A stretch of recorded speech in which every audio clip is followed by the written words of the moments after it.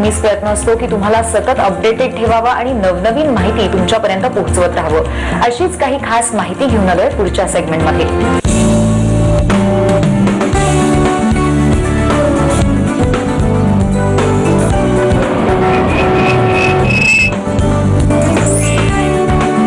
आज मी तुम्हाला घडवणार आहे वेरूळ अजिंठ्याचं दर्शन, मात्र निसर्गातलं। चला।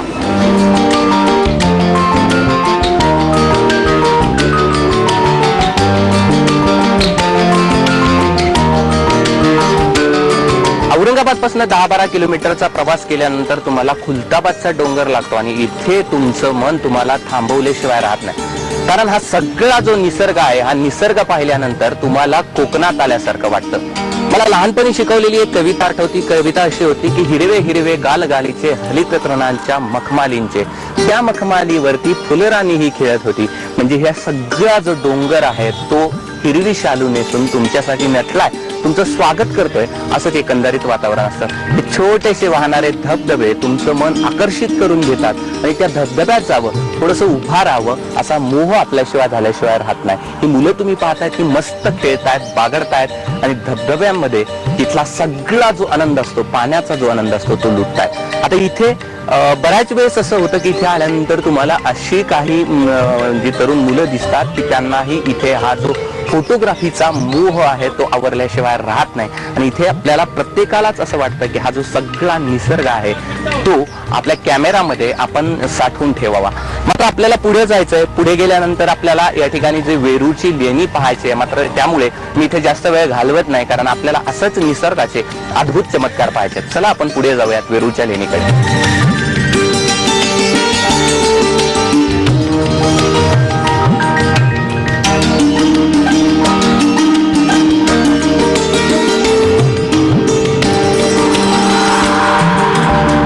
वेरूळची लेणी म्हणजे शिल्पकलेचा अद्भुत नमुना आहे आणि आता तुम्ही पाहू शकता की जी सगळी जी लेणी तुम्ही पाहताय ना, ती अगदी नटली आहे।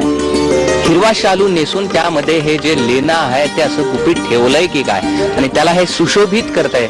सगळीकडे मस्त वातावरण आहे आणि खास करून या लेण्या बघण्याची आत्ताची जी मजा आहे ती काही औरच आहे। माझ्यासोबत एक लेडीज गाईड आहे। तुम्ही जर आता लेडीजचा ग्रुप किंवा एखादा येणार असाल तर त्यासाठी खास करून इथे व्यवस्था आहे। लेडीज गाईड आहेत, शीतल शिंदे आहेत माझ्यासोबत। आपण त्यांच्याकडनं ही सगळा जे लेणी आहे, त्याचा जो चमत्कार आहे, त्याची जी माहिती आहे, त्याचं जे वैभव आहे, त्याचं काय नेमकं महत्व आहे, आपण त्यांच्याकडनं जाणून घेणार आहोत। मला सांगा, इथे या सगळ्या लेण्या आहेत, याचं काय खास वैशिष्ट्य सांगता येईल?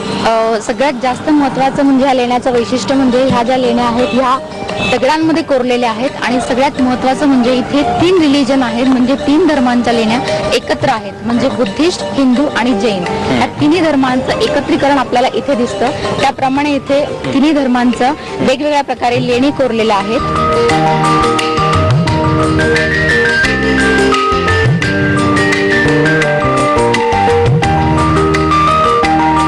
16 नंबरची लेणी म्हणजे चमत्कार आहे।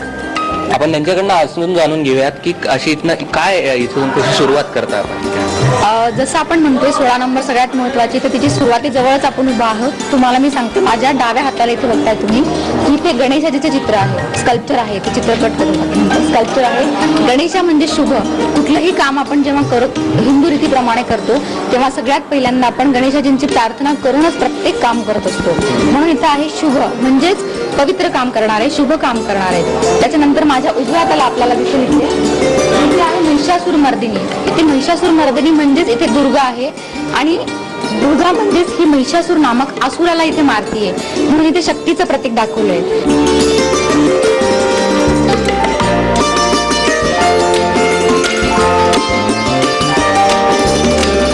हे 2 लहान हत्ती आहे, त्यापैकी ह्या हत्तीच्या सोंडीमध्ये एक छोटासा पाण्याचा घडा आहे किंवा हंडा पण आपण म्हणू शकतो। तो घडा घेऊन ते मोठ्या हत्तीला देत आहेत आणि मोठा हत्ती तो घडा घेऊन तिच्या अंगावर ते पाणी टाकतोय।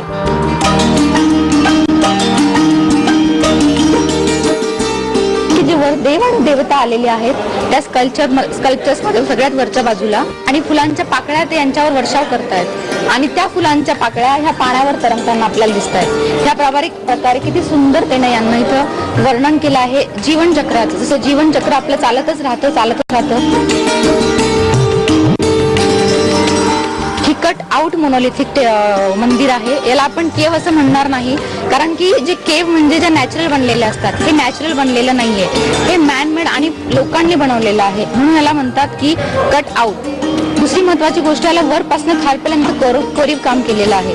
जसं आपण थोडंसं समोर जाऊ, तुम्हाला वर गेल्यानंतर मी दाखवेल की कशा प्रकारे एका अखंड दगडांमधनं थोडासा पार्ट वेगळा काढून किंवा दगडाचा मधला भाग सेपरेट करून त्यांनी मधून एक प्रदक्षिणा पथ तयार केलं आहे. त्याच्यामुळे याला सगळ्यात महत्व आणि अनन्यसाधारण महत्व प्राप्त झालं आहे.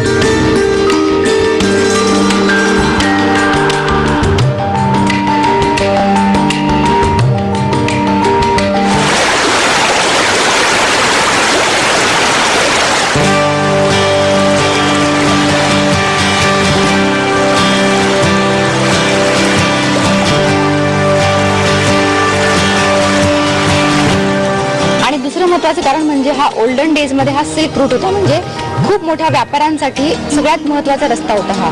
म्हणजे उज्जैन पासून तर कन्याकुमारी पर्यंत, श्रीलंका, थायलंड या प्रकारे जो सिल्क रूट होता, त्याच्यामुळे खूप सगळे फॉरेन ट्रेडर्स इथे यायचे आणि धर्म प्रचारासाठी सगळ्यात महत्वाची जागा होती ही. म्हणून याला अनन्यसाधारण महत्व अजूनही आहे.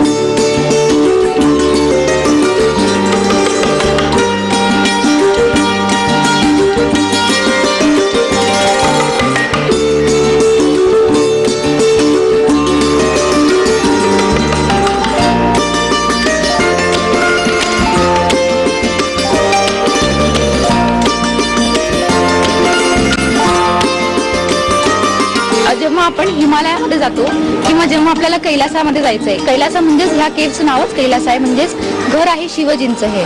जेव्हा आपण कैलासाला जातो तेव्हा तिथे एक रस्ता येतो, तो प्रयागकडनं जातो आणि प्रयागमध्ये आपल्याला माहिती आहे की गंगा, यमुना आणि सरस्वतींचा संगम होत असतो. त्याच्यामुळे त्या आर्टिस्ट लोकांची किंवा त्या कलाकारांची अशी रीत होती की जेव्हा तुम्ही ह्या मंदिरामध्ये आतमध्ये येताल आणि जेव्हा तुम्ही ते प्रदक्षिणा करताल मंदिराला, त्यावेळेस तुम्हाला पवित्र व्हावं लागेल.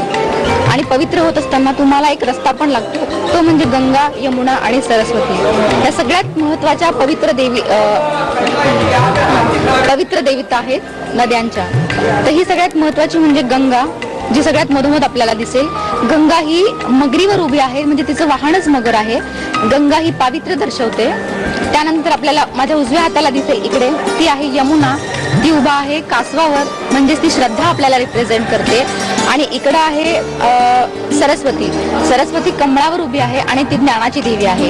आणि इथे तुम्हाला एक बारीक गोष्ट सांगावी लागेल की इथे गंगा जी आहे ती सरळ उभी आहे, पण त्या दोघी जणी आहेत बाजूच्या, त्या दोघी जणी एका साईडने वळलेल्या आहेत, म्हणजे कुठेतरी कमरेतनं वाकल्यात. याचा अर्थ त्या दोघी जणी म्हणजे यमुना आणि सरस्वती गंगेला येऊन मिळत आहेत, म्हणून हिला त्रिवेणी संगम असं सुद्धा म्हणतात.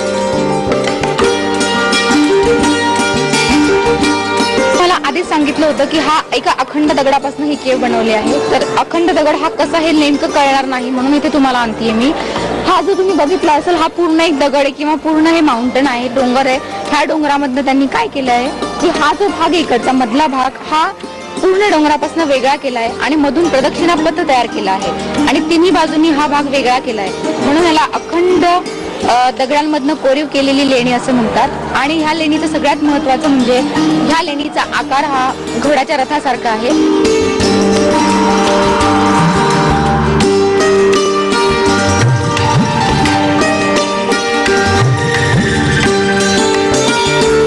ही 16 नंबरची लेणी पाहिल्यानंतर तुम्हालाही नक्की वाटत असेल वाव मस्त, निसर्गाच्या वातावरणामध्ये ही लेणी अगदी कशी शोभून दिसतोय तुम्ही पाहताय. आणि हीच खरी मजा खरं तर या निसर्गरम्य वातावरणांमध्ये वेरूळ पाहण्याची आहे. धबधब्याच्या पलीकडे जाऊन मला आता मोह होतोय की तिथे जाऊन मस्तपैकी अंगावरती तो धबधबा घ्यावा. मात्र आता मी तुम्हाला जी लेणी दाखवणार आहे ती आहे लेणी नंबर 10. चला आपण जाऊया, लेणी नंबर 10 पाहूया.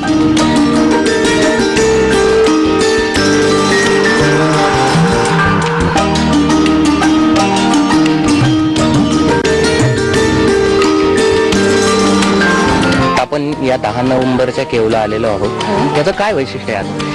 ह्या केवचं सगळ्यात महत्त्वाचं वैशिष्ट्य म्हणजे बुद्धिस्ट ग्रुपची ही केव आहे. आणि ह्या लेणीमध्ये सगळ्यात महत्त्वाचं म्हणजे एक गोष्ट आहे की याला म्हणतात चैत्य. चैत्य हे संस्कृतमध्ये वर्ड आहे आणि चैत्य म्हणजे बुद्धिस्ट लोकांनी बनवलेलं मंदिर, चर्च किंवा जिथे प्रार्थना करण्याचं ठिकाण असं याला म्हणतात. आणि इथे आपल्याला दिसतील की गौतम बुद्ध आहेत. गौतम बुद्धांसोबत 2 त्यांचे बोधिसत्वाज आहेत. बोधिसत्वाज म्हणजे बोधी म्हणजे नॉलेज आणि सत्वा म्हणजे इसेन्स ऑफ नॉलेज, त्यालाच म्हणतात बोधिसत्व. त्याच्यामुळे 2 जण इथे त्यांच्यासोबत नेहमीच आपल्याला पाहायला मिळतात. आणि गौतम बुद्ध इथे बसलेले आहेत प्रलंब पादासनामध्ये बसले, म्हणजे त्यांचे पाय खाली आहेत. आपण त्याला असंही म्हणू शकतो की ते युरोपियन स्टाईल मध्ये बसलेले आहेत. इथे मी तुम्हाला आवाजाचा प्रतिध्वनी कसा ऐकू येतो त्यासाठी थोडंसं एक चांटिंग करून दाखवणार आहे, म्हणजे तुम्ही आवाजाचा प्रतिध्वनी समजू शकताल. इथे फक्त ऐका थोडंसं, एक मिनिट.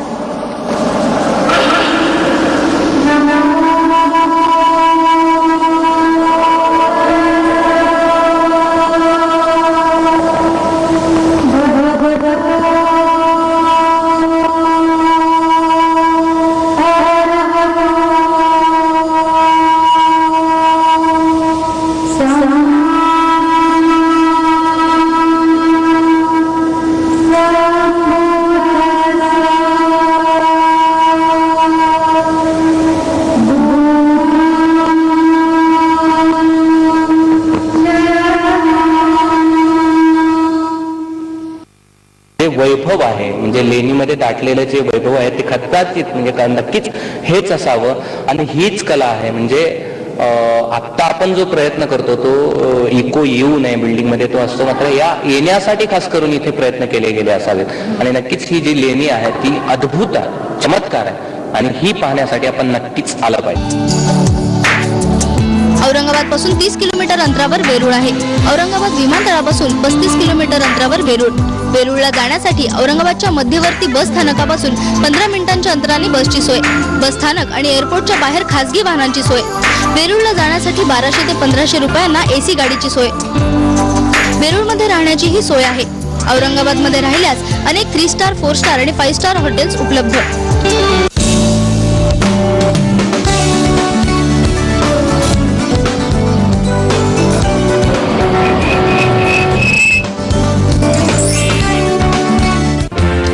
एक छोटासा ब्रेक, पण तुम्ही पाहत रहा स्टार माझा.